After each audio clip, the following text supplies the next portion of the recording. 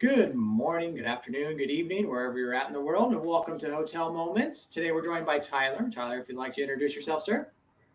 Hello, Tyler Lavin from citizenM.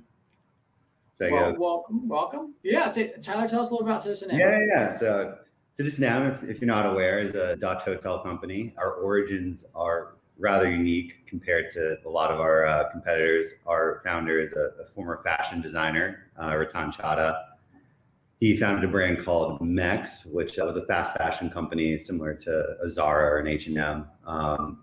That he sold to Liz Claiborne in the early 2000s, but he was a world traveler with his designers and not all the time able to afford the Four Seasons for his team. So he saw an interesting opportunity to disrupt the space between a limited service, high design hotel and a four-star hotel. And that's really where citizenM positions itself, trying to find that niche between, call it your Courtyard or Hilton Garden Inn, which is nice branded vanilla type stuff, and the nice four-star boutique hotels.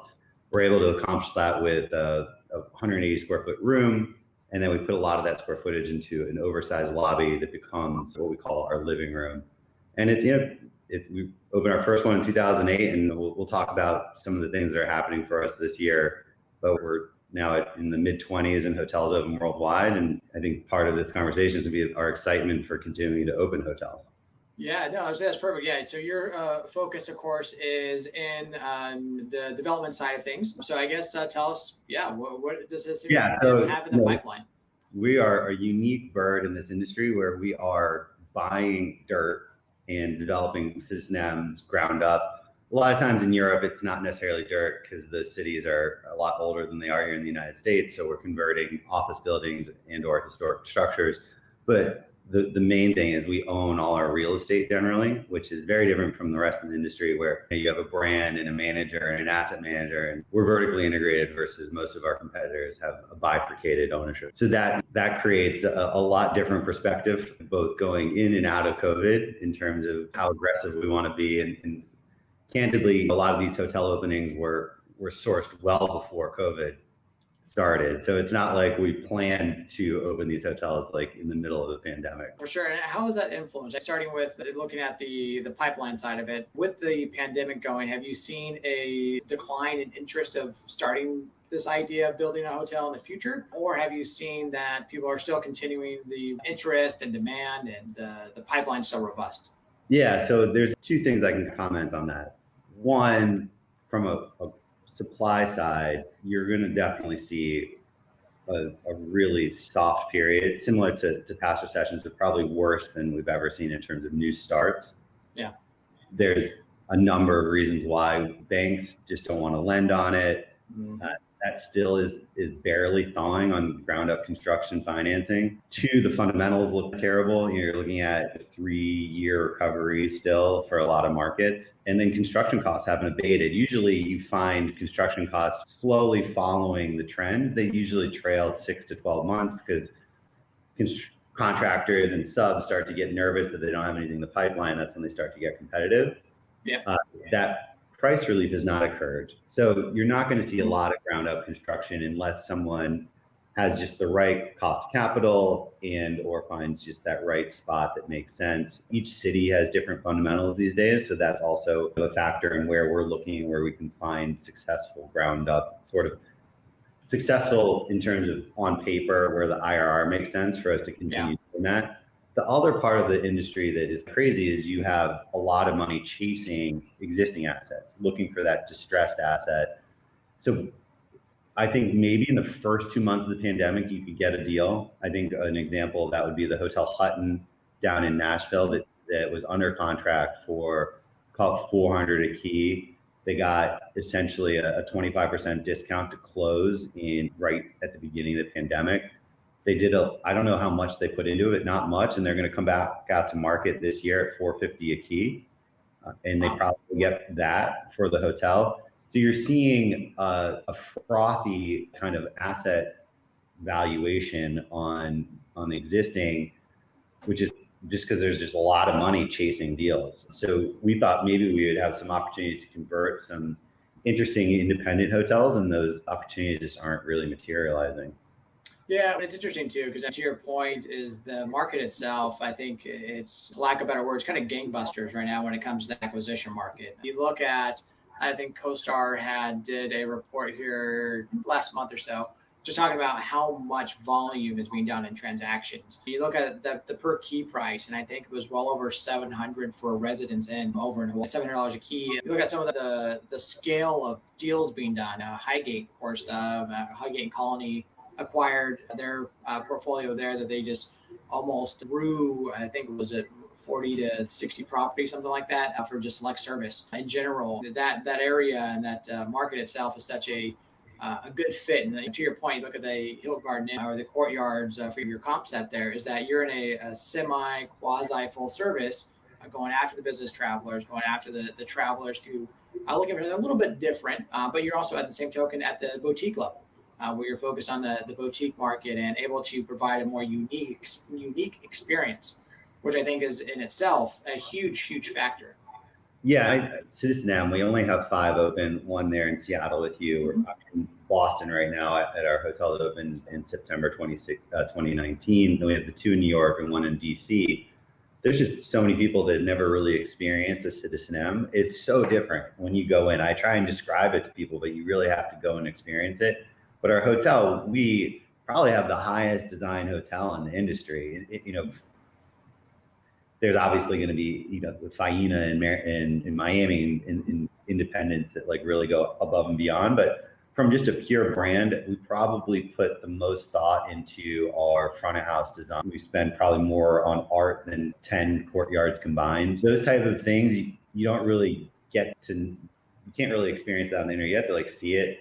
We're going to have our hockey stick moment here in the United States this year. We're going to open essentially 5 more hotels in a 5-month period, starting with LA this month. And then 2 in Miami, San Francisco, another in DC, and actually right behind that, another one in Seattle in Pioneer Square. So I think the brand awareness and people's just knowing that we exist is going to go from this to hopefully a lot bigger. And I'm excited for it because we put such a high standard on what we build from a brand perspective, the technology, the backbone of MEP that we put into these buildings, and just really the curated design that we put into the hotel, I think is going to, over the test of time, stand out well above our peers. And at this time when it's very hard to fathom like putting a big dollar amount into your hotel to keep it both up to snuff technology wise or just case good, I think that we're feeling that we'll churn that butter and make it cream or whatever that saying is. I think that we're very optimistic that our product is going to be well received because of how curated it is. Definitely, and it's exactly it. Providing that unique experience is something you're not going to see every day. When you go to the hotel, people think of it. In the industry, we call it heads and beds. Everybody's just focused. It's a room. But something that's unique. It's not going to be that traditional experience. I think is going to go leaps and bounds and stand out. And we recently had a podcast guest who was talking about his property that he's building. One of the things that they did is made the housekeeping laundry area it's glass windows all the way through for staff for guests to see what the staff is doing behind the scenes. I mean, they're doing elaborate chandeliers and things like that. To that point, it's that same thought of providing a more unique experience, finding something different, because in the end, that traditional the vanilla hotels, as you called it, but it isn't exactly what people are looking for anymore. They're looking for something a little different. So that'll be exciting. To that point, though, and pivoting from here a little bit, how are you guys utilizing technology? You touched on that as a piece of your infrastructure. How are you guys using technology? How are you looking to reinvent this process, other than, of course, artwork? Yeah, I think that the technology piece alone, we use it, and people sometimes think that technology takes away from the hospitality experience, and we view it the complete opposite. It really removes friction and or unnecessary conversation from our staff and the guests. And all they're purely focused on is making you happy. And I think that comes through when you stay at citizenM. But I just checked in. I made my key with my app. It's so easy. I check in, I put the key up against the back of the phone. It tells me my room number, and I go up. There was 1,000 people trying to clutter in the lobby, and you don't even need to deal with it as a business traveler. Savvy road warriors don't deal with that bullshit. They don't like it. And I personally love citizenM for that reason. I can just go right to my room. Then I come down and I have a great authentic conversation with our, what we call our ambassadors, which is our front of house staff. They're not your traditional hotel person. We're hiring people that are trying to break onto Broadway. They are just very high social and emotional IQ type people. And we don't have a script for them. They really, in all the things they had to worry about, are taken care of by technology and really outsourcing a lot of the hotel functions off-site.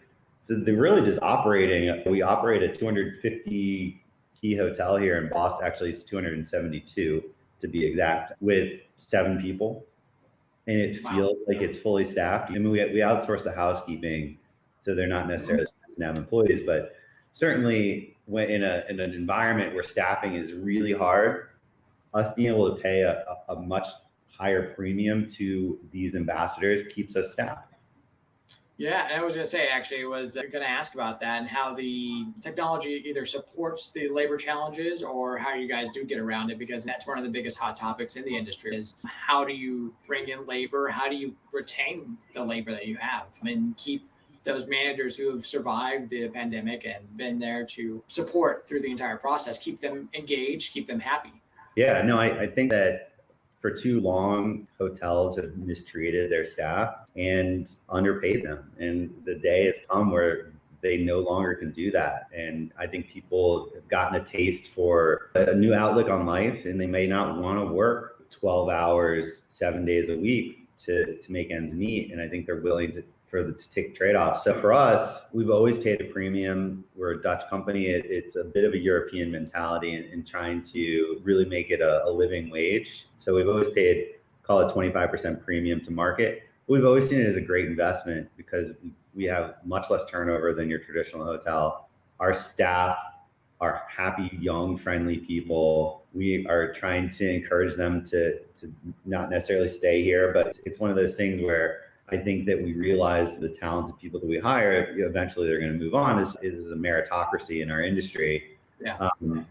But over time, our ability, and we didn't lay off a single person during the pandemic, which I think is commendable from citizenM's on the front of house side. We did lose a little people who were overpaid like me got let go, but our front of house staff, we didn't let anyone go. We kept all the hotels open. Yeah. And it's I don't know how long we'll be able to maintain it because we are growing, but it is absolutely a family. I come here hugging most of the ambassadors. I haven't seen them for a year and a half, but it just, a lot of the same people are here. And I think that that's very unique to this brand, to citizenM, and the way that we treat people.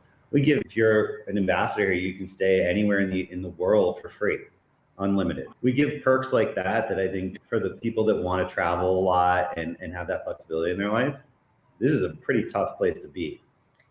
Definitely. Yeah, it reminds me. So when I started my career in hospitality, I was a hotelier for just about a decade now. When I started with Hyatt, and that was one of the perks that we had at Hyatt is you could travel into the world. You had an allotment of how many days you could stay for free. It was always a great thing. A lot of employees would say, I'm going to go backpacking through Europe and just take the train and go. Of course, nowadays with COVID, a little less of that backpacking experience. But to your point, though, even it speaks even in the general scheme of just how citizenM presents itself. One of the perks of if you were, for example, to be hired as a manager for a director of sales, is that they bring you to the Netherlands to do the training and do your onboarding.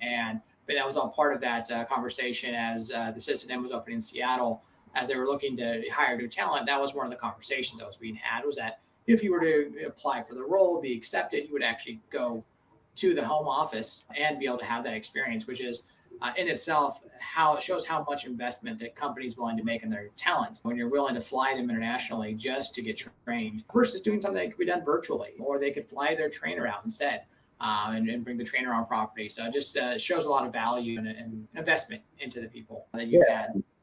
It definitely is hard to maintain that sort of culture during a pandemic. I think we've all become a little too far removed from company cultures, but that is something that stuck with me. The first I started, and I flew over to Netherlands and spent a week in Borschoten, which is the town that we actually have our headquarters in. And I've been at other brands, and I've been consulting on brands in the past, and there's just nothing like it. And I think that I hope we also go over every year for a week for a holiday get together, and those bonds are extremely strong doing things like that. Definitely. That definitely speaks leaps and bounds and makes a big difference in the day-to-day work. And in some ways too, that speaks back to the retaining the talent, that investment in keeping people on during the pandemic, as well as building that family culture. And culture has always been a big thing, I think, in determining how well your staff is A, going to perform, but B, retain and stay on. How have you guys kept things moving with the pandemic, with openings going? How do you try to keep that culture going? As you touched on, culture's pulled away with everything going on. Yeah, I think that what's because we own all these assets, we have an advantage where a lot of employees in New York are willing to come to Boston for an opening and move here, or go to DC, and they're able to, they want new experiences. They're young. So we've got a ton of people that are already signed up to open in LA or open in Miami.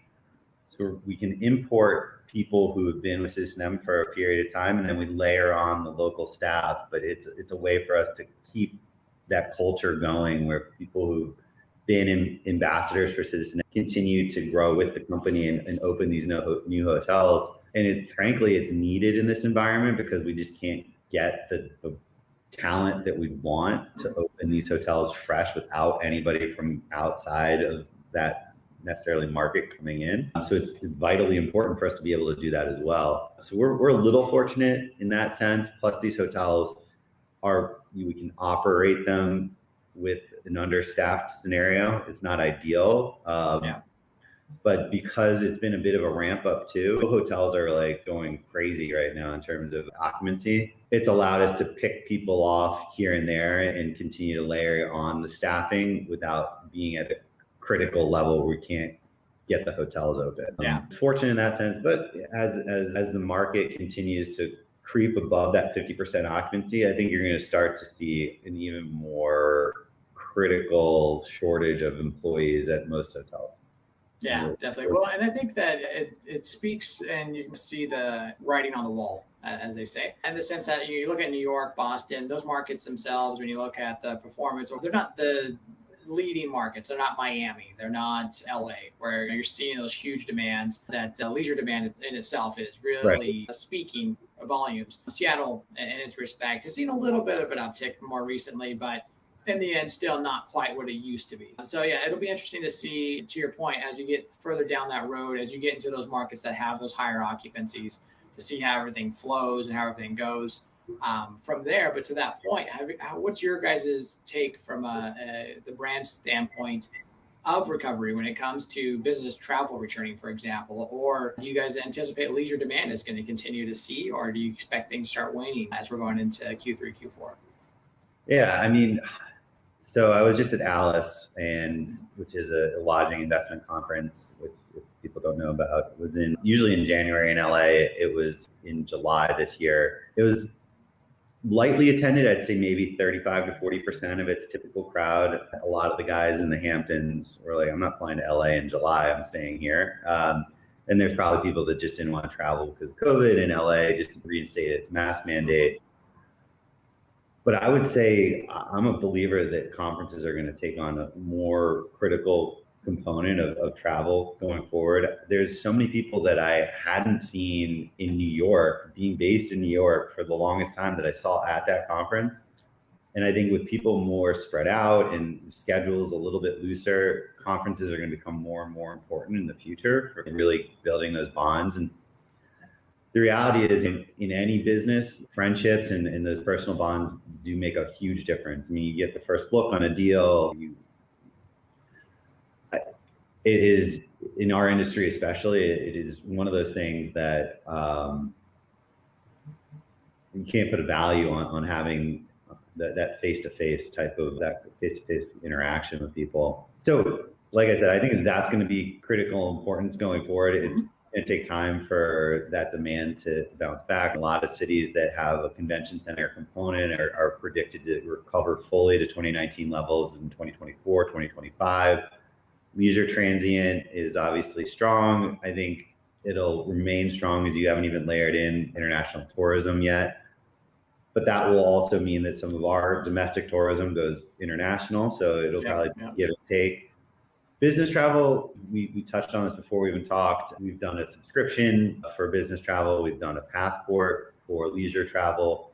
trying to essentially give people blanket month stays with the passport and or a number of guaranteed nights as a business traveler. Frankly, I'm a little scared that certain travel does not ever come back. I worked for PwC as a hotel consultant.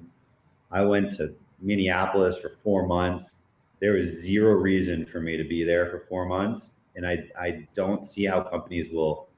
A lot of it was they were worried about security, et cetera, but that's all out the window at this point. So there's no reason for you to bring in a 23-year-old to pay for them to stay in Minneapolis and fly in and out of town for 4 months. And I think that's Deloitte, EY, PwC type travel is going to go away. And then I think we're all seeing this sort of hybrid work play culture coming in behind it, where you'll go to a city and work during the day and hang out at night, and your Thursday through Sunday travel is becoming much more popular, where you can work remotely from Boston or New York or wherever you want to be, get some work done, and extend it into a leisure travel trip.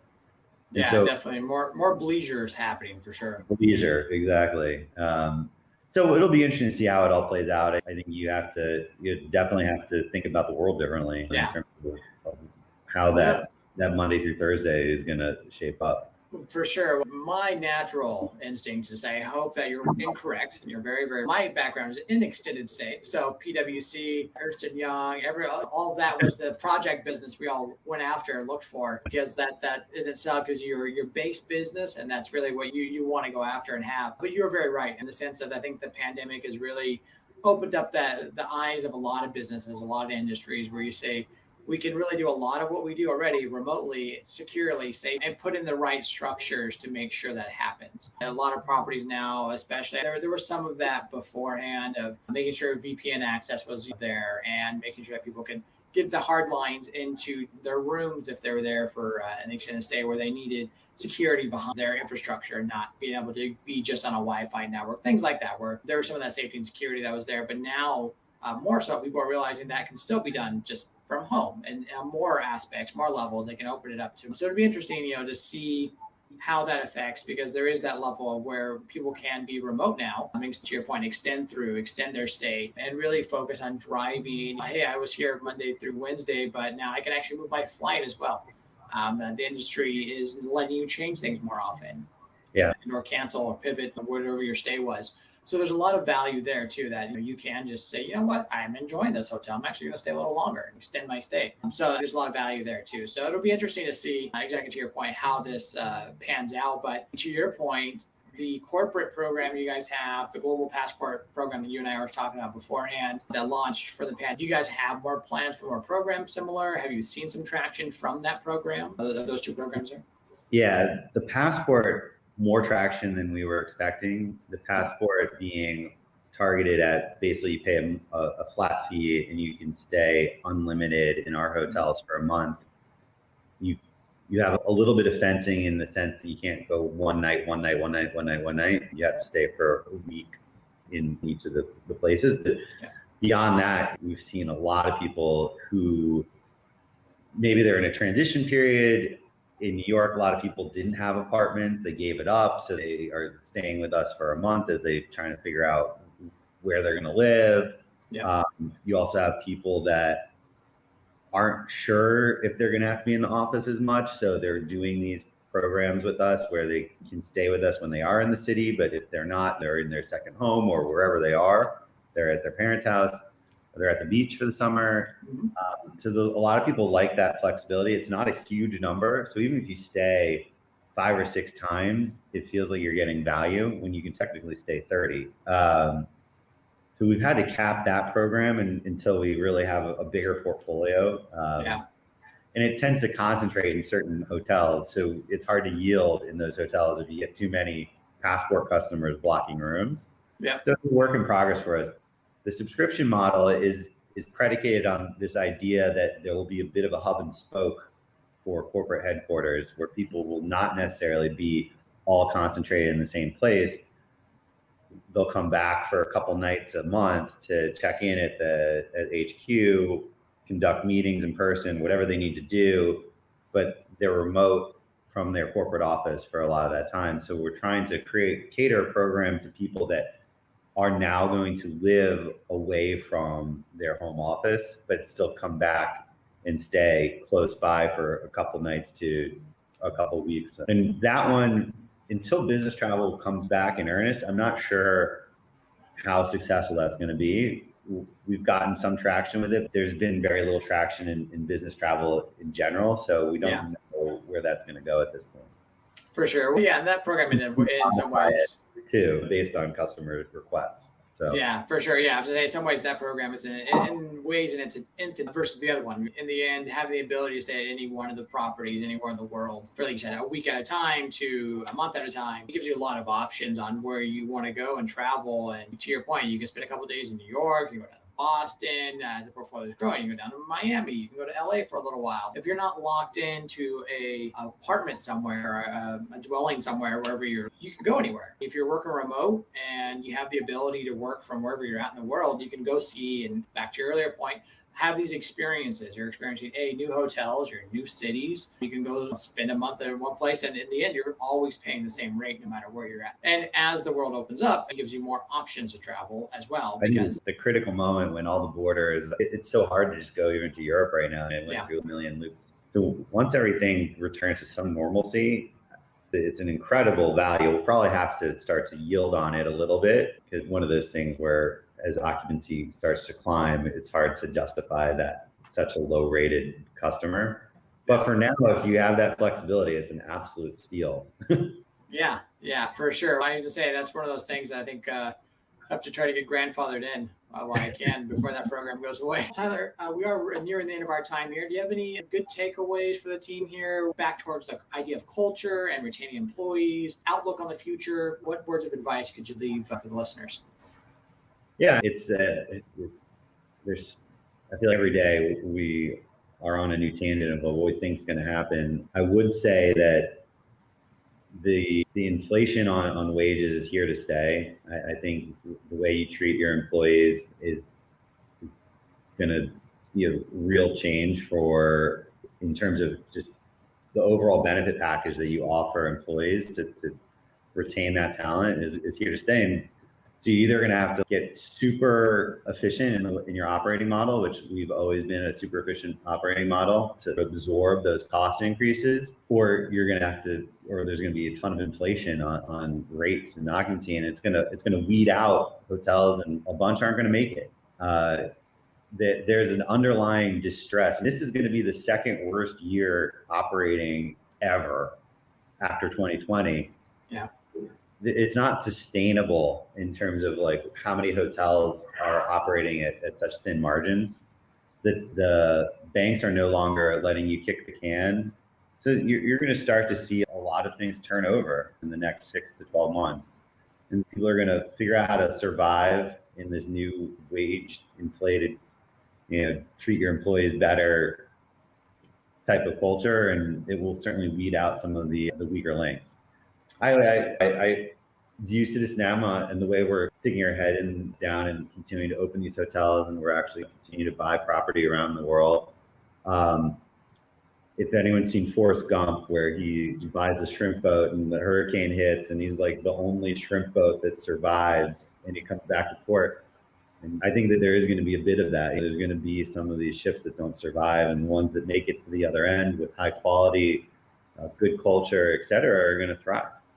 Yeah, no, that's a very great point. And definitely a topic we could go considerably into as well. CMBS rates, you can look at the consolidations when it comes to even just sales teams for those other management companies. You look at, I think it was Marriott and I want to say Hyatt or Hilton, I think reported both turning profits now in ways, exactly to your point, where you can see some upside, but at the same time, though that upside's on the brand side, doesn't mean that you're seeing that at the actual property level. There's tons of different ways where people are trying to reinvent the wheel and stave off things longer so they can get in that upswing and survive. But to what point is that turnover going to happen? So there's a lot to that topic as well.